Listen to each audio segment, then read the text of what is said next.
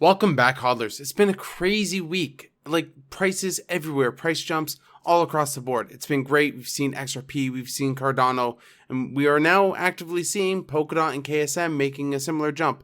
And I did say that often what happens is the higher caps go first, then the lower caps start. So after Polkadot, we will start seeing some lower caps and micro caps start to pump. So just be ready for that. So today we're going to look at some news, and then we're going to go over some price charts of Bitcoin, Ethereum. So first and foremost, the article here that I have in front of you is Microsoft and Alibaba will use Ethereum against piracy. To what I understand, there's a partner involved that is working on technology to utilize the Ethereum blockchain to help reduce piracy for these companies, which is going to be big. Obviously for Microsoft, they've been fighting things like piracy for decades. So ultimately, investigators from Microsoft, Alibaba, Carnegie called this the first public anti-piracy system. So I guess Ethereum's here making breakthroughs in the piracy space. And this is just one application of the blockchain. Hugely bullish that we're seeing a big application from companies such as Microsoft, for example. And you're seeing more bullish sentiment from Apple and a bunch of other companies thinking about this as well. PayPal has already joined the fold. And I think that's going to spiral in as more and more businesses start utilizing blockchain technology. Walmart, America's largest retailer, is planning on entering the crypto market in a big way, according to this article here. What they're essentially looking for is someone to lead their digital currency and cryptocurrency initiatives. Now, we don't have much details of this other than a job posting and they mentioned that they're seeking a visionary leader who has history of leading and scaling businesses. So obviously this is some big new initiative that they're coming through for cryptocurrency. And this is all, again, for Walmart's new digital currency lead. And additionally, on top of this person's role, is they would also go out and identify any cryptocurrency related investments or partnerships that Walmart could potentially make. So maybe they're not looking to create just a cryptocurrency from nothing. Maybe they're looking to partner with someone. I think what they're looking for more so is just guidance. Now, we do see this as a growing trend with businesses. Of course, we have Walmart obviously putting in job postings for this, but I think a lot of other companies are going to be moving in the same way. And we do see institutional adoption with Walmart, Apple, possibly Amazon at some point. But once these big corporations, the mega corporations, are on board with cryptocurrency, we're pretty much on the track to mainstream, or at least when they've announced certain things. Now, we do have also Facebook's stablecoin, which was called Libra. I think it's called DM now. Because of name reasons, legal name reasons, but you do see a lot of companies moving into that. And then we have companies such as PayPal and eBay as well. So there's a lot of rush to get into cryptocurrency for a lot of these companies because they realize the utilization and the benefits of having crypto. And are you going to say no by accepting people's money if they have it? If that's what people have to spend, are you really going to say no if you actually know that it has value like cryptocurrency does?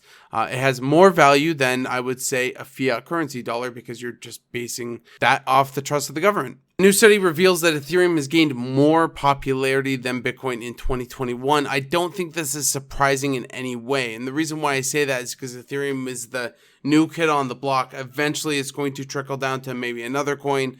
If you see a lot of tokens that just came out recently and they're like, look at our return on investment over a year compared to Bitcoin's. Well, Bitcoin's kind of way more mature.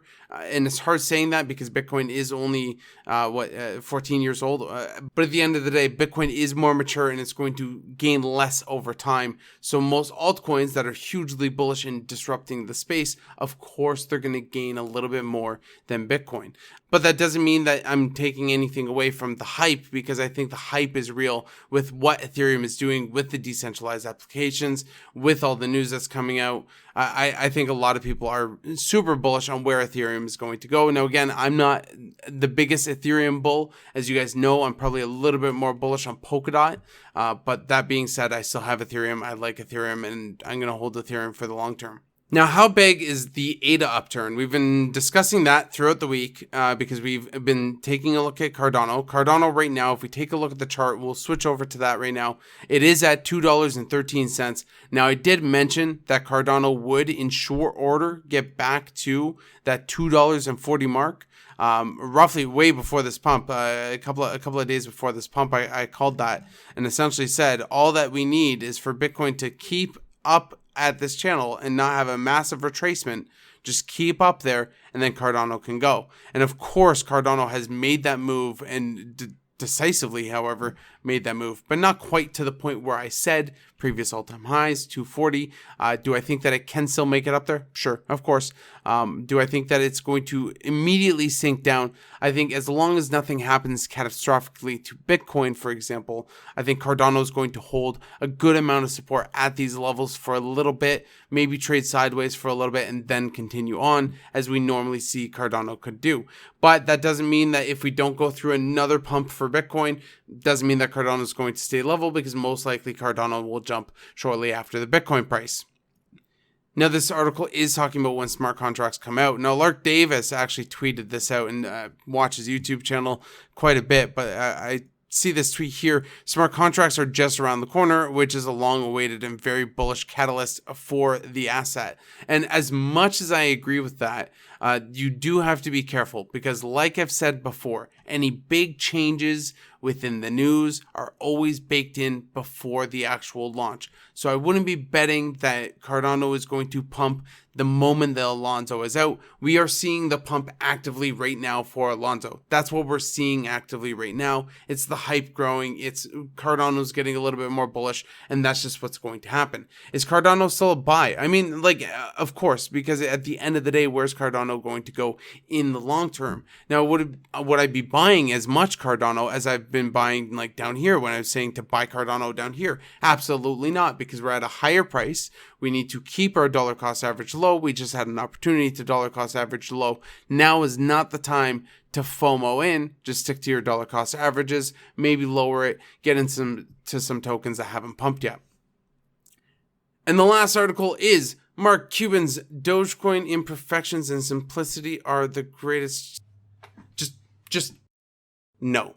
Okay? Just listen. At this point, if you're listening to Mark Cuban for any advice, okay, stop it. Stop listening to rich people tell you what crypto to buy. Just don't do it ever.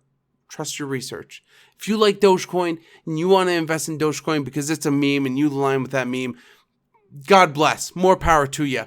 Other than that, don't buy Dogecoin because Mark Cuban says to buy Dogecoin. Bitcoin is currently sitting at $46,500 right now. Still at a struggling point, because we are talking about whether or not Bitcoin can reach the 52,000 mark. However, this is still very bullish because we're still way above the 42,000 and we are above the 20-week SMA. But this is our second candle outside of the 20-week SMA. So still, Bitcoin has a lot of health, really, really pumping. Nothing to be concerned about in terms of this little downtrend that we're suffering right now. These normal retracements are very, very common. So hopefully we keep a standard trajectory up going forward. But while Bitcoin does trade level, while it does trade sideways, and while that could be frustrating for any Bitcoin holders, that's when we see Cardano pump. That's when we see things like XRP pump. Ethereum objectively just never stopped pumping. Just no, all gas, no brakes, you know what I mean? But here we are. We are at a bit of a slowdown right now for Ethereum. I'm not overly concerned in any way. Now, actively in the chart, we do see KSM making a huge jump right now in the last day, jumping up to 311, 312. I have said consistently on this channel and put my foot in my mouth consistently that a KSM would never reach under $400. Well, here it is. It's been under the $400. I mean, I bought down here. Of course, I bought down here.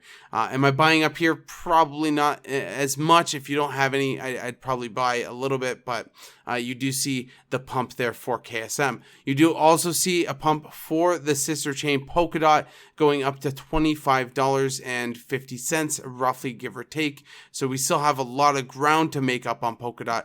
But again, I do think that it's going to make that up. And again, if we look at the price predictions that we discussed before in the video, just a couple of days ago, we did talk about the possible market caps that Polkadot could reach in the future. The total crypto market cap is at $1.977 trillion, almost making up that, loss that we did have, that $2.5 trillion that basically wiped away to below almost $1 trillion at one point. Because I think we got to 1.12 trillion. So not quite under $1 trillion, but definitely had some very scary times for crypto. But just to put this in perspective, that a $1.9 trillion market cap isn't actually a lot. And this is, again, the entire crypto market cap. We're talking about gold is 11.5 trillion. The stock market is well over 100 trillion. The US national debt, I think, is coming up to 30 trillion now. So this number isn't actually that big. And the reason why I say this is because we are still very early to the game, regardless of what people think. Well, that's it for me. Hopefully you guys enjoyed this video. If you did, go ahead and give me a like, subscribe to the channel for more crypto news and content, and of course, happy hodling.